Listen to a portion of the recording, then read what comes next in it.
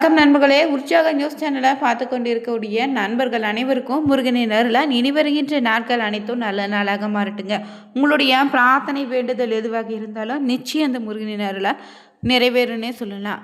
இந்த பதிவில் எதை பற்றி பார்க்க போகிறோன்னா, வேண்டுதல் நிறைவேறி தரக்கூடிய ஒரு நேரம்னா அது பிரம்ம முகூர்த்த நேரங்க. இந்த நேரத்தில் எந்த தீபத்தை ஏற்றி வழிபட்டால் நம்ம நினைத்தது எல்லாம் நடக்க ஆரம்பிக்கும். ஏன் இந்த பிரம்ம முகூர்த்தத்துக்கு இவ்வளவு சிறப்புன்னு தெரிஞ்சுக்கலாம். மேலும் இந்த நேரத்தில் என்ன மாதிரியான விஷயங்களை செய்தால் நம்ம வாழ்க்கையில் இருக்கக்கூடிய கஷ்டம், பணப்பிரச்சனை, எதிரி தொல்லைன்னு அனைத்துமே நீங்கக்கூடிய ஒரு நேரமாக அமையும். இந்த நேரத்தில் தீபம் ஏற்றும் போது என்ன மாதிரியான விஷயங்களை செய்யணும், செய்யக்கூடாதுன்னு தெரிந்து கொள்ள இந்த ஒரு பதிவை கடைசி வரைக்கும் ஸ்கிப் பண்ணாமல் பாருங்கள். மேலும் நீங்கள் புதியவராக இருந்தீங்கன்னா மறக்காமல் உற்சாக நியூஸ் சேனலை சப்ஸ்கிரைப் பண்ணிவிட்டு கூடவே இருக்க பெல் பட்டனை கிளிக் பண்ணிக்கோங்க. தனிப்பட்ட முறையில் உங்கள் ஜாதக ரீதியாக இருக்கக்கூடிய பிரச்சனைக்கு சரியான ஒரு பரிகாரத்தை பெற்றுக்கொள்ள நினைத்தா வீடியோவில் பார்த்தீங்கன்னா டிஸ்கிரிப்ஷனில் ஃபோன் நம்பர் கொடுத்துருக்கோம். அந்த நம்பருக்கு நீங்கள் கால் பண்ணி தெரிஞ்சுக்கலாம். வாங்க நண்பர்களே, வீடியோக்குள்ளே போகலாம். காலை 4:30 தொடங்கி 6 மணி வரையிலான நேரம் தான் பிரம்ம முகூர்த்த நேரம்னு சொல்லுவாங்க. இதில் இரவில் உறங்கும் உயிர்கள் மீண்டும் எழுந்திருப்பதே சற்று குறைவுன்னு மறுபிறவின்னு சொல்லுவாங்க. அந்த வகையில் பார்த்தீங்கன்னா ஒவ்வொரு நாளும் காலையில் மறுபிறவி நாம் பெறுவதை சிருஷ்டின்னு சொல்லலாங்க. இந்த தொழிலை செய்யக்கூடிய ஒரு தெய்வம்னா அது பிரம்மதேவர் அல்ல. இவருடைய பெயரால் விடியற்காலை பொழுதே நம்ம பிரம்ம முகூர்த்தம்னு சொல்லுவோம். இந்த நேரத்தில் பார்த்தீங்கன்னா திதி, வார, நட்சத்திர யோக தோஷங்கள்னு எதுவுமே கிடையாதுங்க. இது எப்போதுமே சுப வேலையாக தான் அமையும். இந்த நேரத்தில் நம்ம எழுந்து குளித்து இறை வழிபாடு செய்தாலே நம்முடைய வேலைகளை செய்ய தொடங்கினாலும் அந்த நாள் முழுவதுமே வெற்றி உண்டுங்க.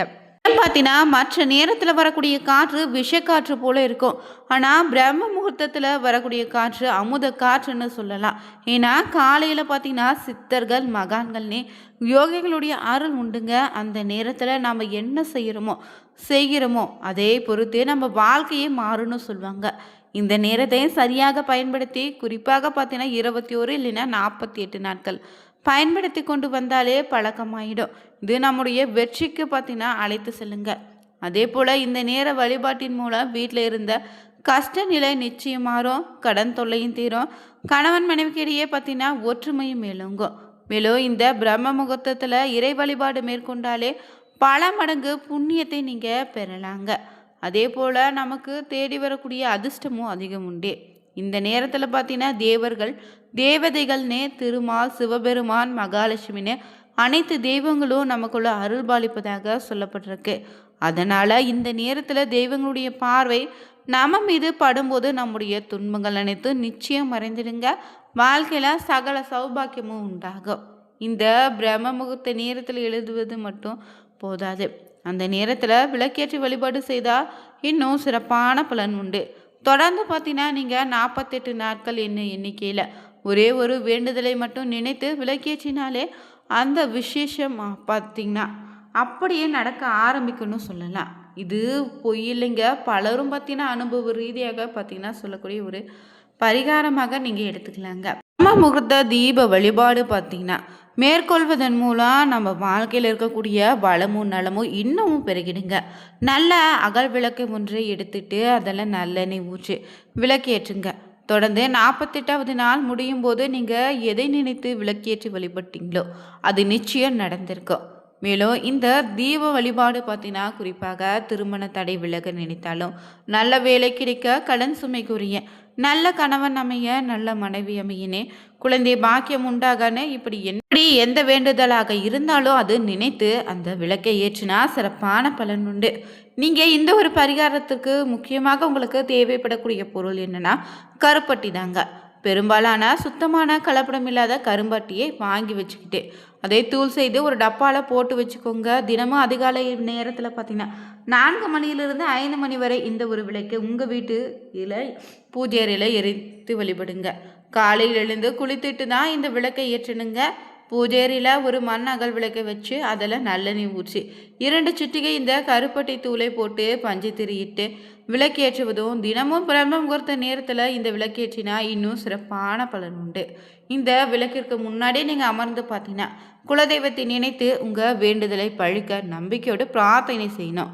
தினமும் இந்த விளக்கை ஒரு துணி கொண்டு சுத்தம் செய்துட்டு அதே விளக்கில் தினமும் புதிதாக நல்லெண்ணெயும் திரி போட்டு பார்த்தீங்கன்னா கருப்பட்டி தூளையும் சேர்த்து நீங்கள் தொடர்ந்து 48 நாட்கள் இப்படியே விளக்கேற்றுவாங்க. விளக்கே ஒரு துணி கொண்டு துடைத்து சுத்தம் செய்துட்டு மீண்டும் நீங்கள் இந்த விளக்கை ஏற்றி பயன்படுத்திக்கலாம்.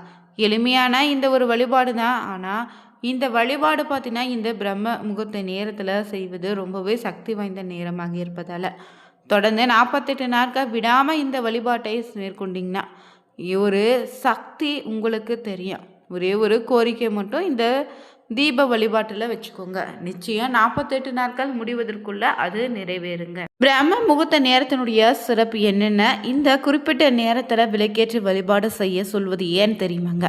குளிக்காம பூஜை செய்யலாமா, விளக்கு ஏற்றலாமா, வயதானவங்க என்ன செய்யலாம் அப்படின்னு பல விஷயங்கள் இருக்கும். அதற்கு தெளிவான பதிவை தொடர்ந்து பார்க்கலாங்க. எப்போதுமே பெண்கள் விடிய காலையில் எழுந்திட வேண்டும். பிரம்ம முகூர்த்தத்தில் கண் விழித்து யார் முகத்தையும் பார்க்காம வாய் கொப்பளித்துட்டு சிறிது குளிர்ந்த நீரை குடித்துட்டு லட்சுமி கடாட்சம் எப்போதும் வீட்டில் கிடைக்கும்னு சொல்லுவாங்க. அதே போல் இதற்கு காரணம் என்னன்னு பார்த்தீங்கன்னா இந்த நேரத்தில் தான் தேவர்கள் பித்ருக்களும் வீடு தேடி வருவாங்கன்னு சொல்லுவாங்க. அது மட்டும் இல்லை, இந்த நேரம் பார்த்தீங்கன்னா லட்சுமி தேவி வீதி வலம் வரக்கூடிய நேரமாக நம்புகிறோம். அதனால் இந்த நேரத்தில் வீட்டில் விளக்கேற்றி வைத்தாலே அந்த வீட்டில் லட்சுமி நுழைவான்னு சொல்லுவாங்க. இதன் மூலம் வீட்டில் பார்த்தீங்கன்னா லட்சுமியினுடைய அருள் எப்போதும் நிலைத்திருக்கும். அதே போல் அறிவியல் ரீதியாக நீங்கள் இதை பார்த்தீங்கன்னா பிரம்ம முகூர்த்தம் பார்த்தீங்கன்னா சொல்லக்கூடிய விடிய காலை நேரத்தில் காற்று மண்டலம் ரொம்ப தூய்மையாக இருக்கும். இந்த தூய்மையான காற்றை நாம் சுவாசித்தாலே போதுங்க, உடல் ஆரோக்கியம் சிறப்பாக மாறும். தூங்கி எழுந்து வாசல் கதவை திறக்கும் போதே மகாலட்சுமி வருகை எனும் மந்திரத்தை 3 முறை சொல்லி கதவை திறங்க. பிறகு காலை 4:30 6 மணிக்குள்ள வீட்டு வாசல்ல சாணம் தெளித்து அரிசி மாவினால் கோலம் போடுங்க. ஒரு சிட்டிகை மஞ்சள் நீரை கலந்து குளித்தீங்கன்னா விஷ்ணு பகவானையும் பிரகஸ்பதியின் அருள் விலகாமல் நிச்சயம் உங்களோட இருக்கும். அதே போல் இந்த நாளில் பார்த்தீங்கன்னா காலையில் பலரால் குளிக்க முடியாத சூழலும் ஏற்படலாம். உடல்நல கோளாறு, தண்ணீர் பிரச்சனை உள்ளிட்ட பல சூழல்களும் உண்டுங்க. ஊட்டி, கொடைக்கானல் போன்ற மலை பிரதேசங்களில் இருந்தால் இந்த பிரச்சனை ஏற்படும். இது போன்ற நேரங்களில் குளித்து விட்டு தான் விளக்கேற்றி வேண்டுமா, குளிக்காமல் விளக்கேற்றி பூஜை செய்தால் பலன் கிடைக்குமான்னு நீங்கள் கேள்வி கேட்கலாம். உடல்நிலை காரணமாக குளிக்க முடியாதவங்களும் பால் துளக்கி கை கால் முகத்தை சுத்தமாக கழுவிட்டு பூஜை அறையில் விளக்கேற்றலாங்க. பிறகு நெற்றியில் திருநீர் பூசிக்கொண்டு வழக்கம் போல் வேலைகளை நீங்கள் ஈடுபடலாம்.